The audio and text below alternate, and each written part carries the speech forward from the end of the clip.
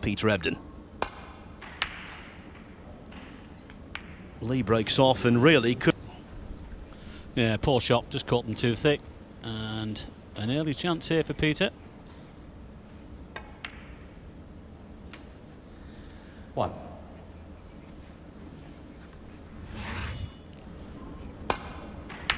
Yeah, well, he's hit that end red about half ball. That's why he's caught the pink on the way back. It could prove costly. Just to put the potential difficulties Ebden might face into perspective here, in many matches over recent seasons, his average shot time has been in the mid-30s, sometimes even in the low 40s. So for him, 25 seconds per shot. Yeah, I think he'll be okay. I mean, when he was invited into the event after winning the China Open, then people were saying, ooh, and he was thinking that as well. But he knows the shot clock is there, and I'm sure he's an experienced player. He'll keep an eye on it. And as Andy said at the top of the show, there was a time where Peter was, what, 19, 20, 21 seconds in the early part of his career.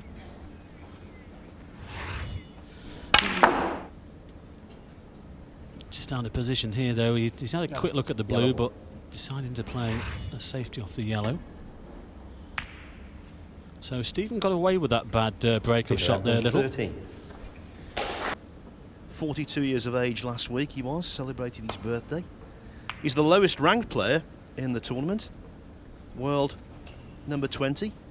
He's the slowest player in the event, but he's one of the most fierce competitors in the history of snooker. On your predictions, Phil, I'll have a bet on him then.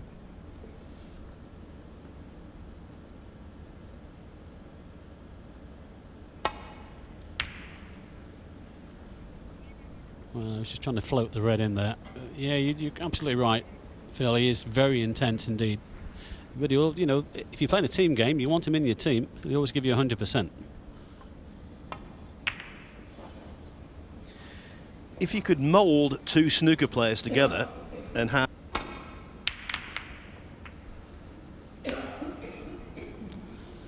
Well, he was trying to find the gap. He's played that all wrong. And Mikey seemed to play it very hastily as well. He still needs a good shot though to get onto a colour.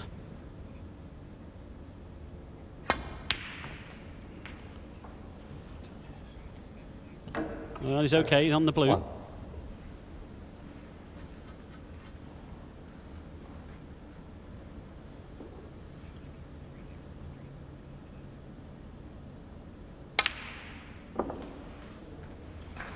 it wasn't exactly clean, but it went in. He's just left himself a little bit awkward on this next red.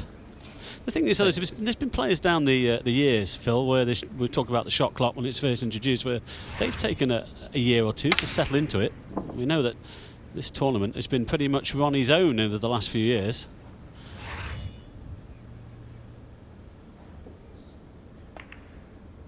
But that's a poor shot. I don't know what he was trying to do there, but again, he's just held his hand up there. He's got away with that slightly. Yes, the player who took a very long time to acclimatise was Stephen Maguire. Never really got into it at all, and he's a fine talent. Neil Robertson hasn't felt he's most comfortable under the restrictions of the 25 seconds either.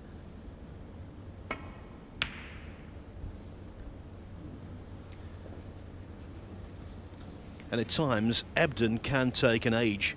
In last year's China Open final against Stephen Maguire, the first session was supposed to be 9 frames.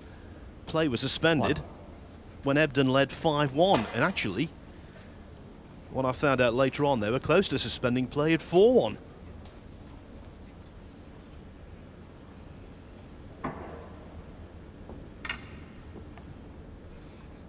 Well, if Stephen can just get amongst the reds here and get the black onto its own spot, it would help matters.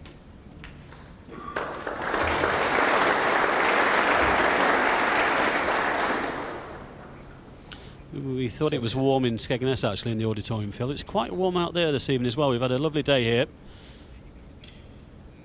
in Biddulph, and it's the weather's lovely outside, and so it is quite warm in the arena.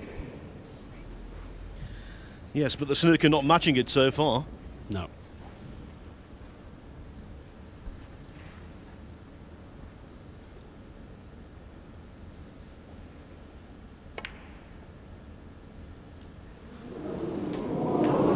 Well, the gravity took over. A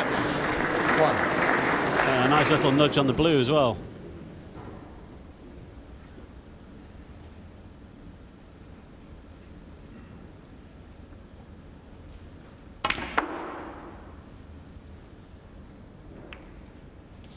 Ooh, that's unlucky.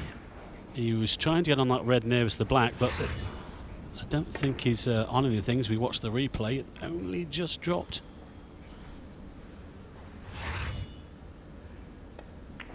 Well, a little bit of a scrappy opening to this opening frame. Peter Ebden, 6. Good pace on the cue ball there, though. He's got Stephen under the cosh here a little bit. He needs to play a good one. I think this is the kind of situation that flummoxes the players more than any other when they've got a tactical decision to make. Normally, Lee might have thought about that a little lengthier than he did. He's played it well, though. Yeah, great shot. Well, they've only got 2 extensions per frame, haven't they? They can take.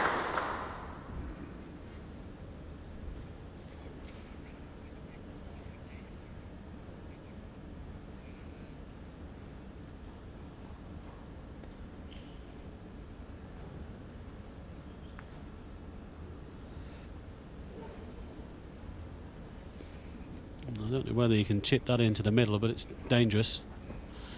He's just having a quick look at the angle, but I'm not sure about that one. He might try and play, well, I was going to say, he might try and get the white back to the ball cushion, but... Well, Peter has a slight angle on this one this time, just to come across the table and get the white back into the balk area. But if the player gets in, there's plenty of reds to be potted. Yeah, that was about all he could do, actually. But Stephen's just had a quick look as we look at Peter. Actually, Stephen's had a quick look at the red to the right corner here.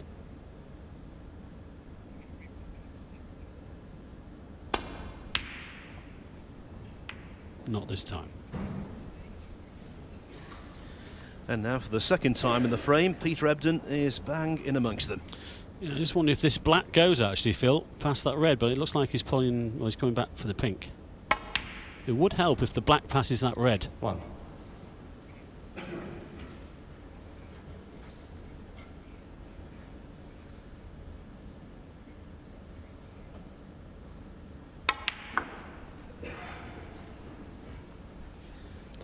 Ooh, I don't know about that. That looks a little bit tight. I think the red is masking the black. 7. Obviously, if Peter can get on the red, he can open up the black.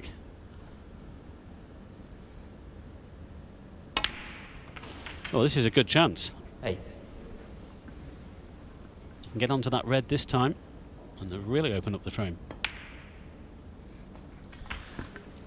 Yes, and enough open reds on the table for Ebden, who's already 21 points ahead, to secure the frame 14. Without having to develop the 2 close together near that right-hand side cushion.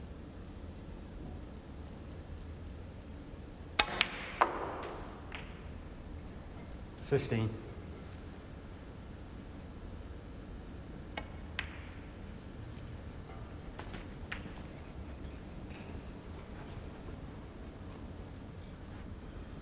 Well, we keep 22. talking about the shot clock and whatever with Peter, but at the end of the day, Phil, he knows it's there and he's going to adapt, isn't he? It's as simple as that. Well, I think when he's in the balls, 23. 25 seconds isn't a problem. It's when he's undecided about the tactical aspect of the game that might be more of an issue. Sometimes when he's involved in these big matches and he's in a cocoon of concentration, he takes a ridiculous 30. amount of time over a very simple shot. Not doing that here. Can't afford to. 31. No, I wonder whether you'll try and split these 2 reds here near the side cushion.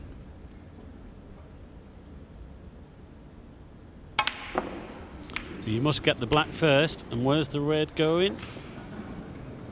Foul. Peter Ebden, 31. Stephen Lee, 7.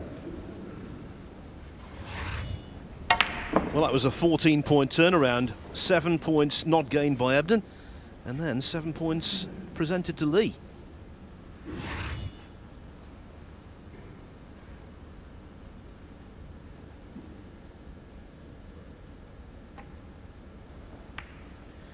Vitally important match this for Stephen Lee. This is only the second week of the competition, Mike, but if he were to lose tonight, he would be unlikely to make the playoffs. Yeah, there's only 4 matches in each group, of course, the players have got. And the first match for Peter, I was just thinking that actually he's gone for the double. Well played, he's got the blue. Yes, it's important Steve gets a result out of this match, more a win than a draw. Well, he's looking at the black actually, and now he's looking at the blue.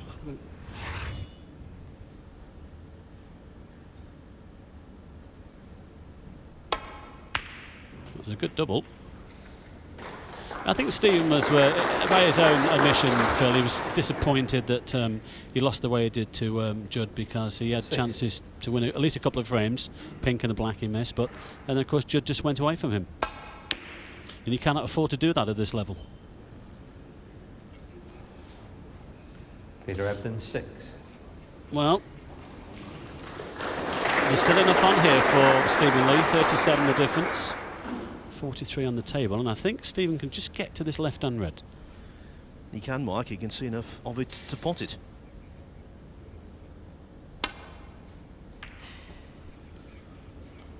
Too thin. Oh, and it's gone in off as well. Well, that hasn't helped. That could be end of frame.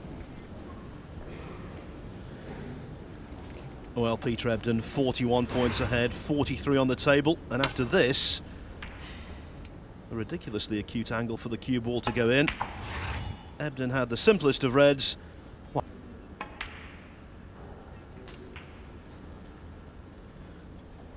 Ebden back in the league after an extended absence. 5.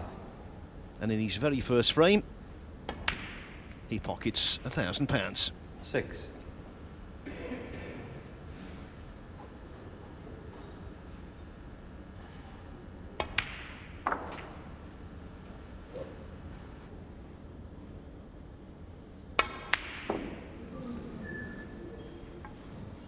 $13 on the frame, Peter Ebden. We were worried about whether he could cope with the time. Well, he clocked in, and he's clocked up a frame. Ebden 1, Lee 0.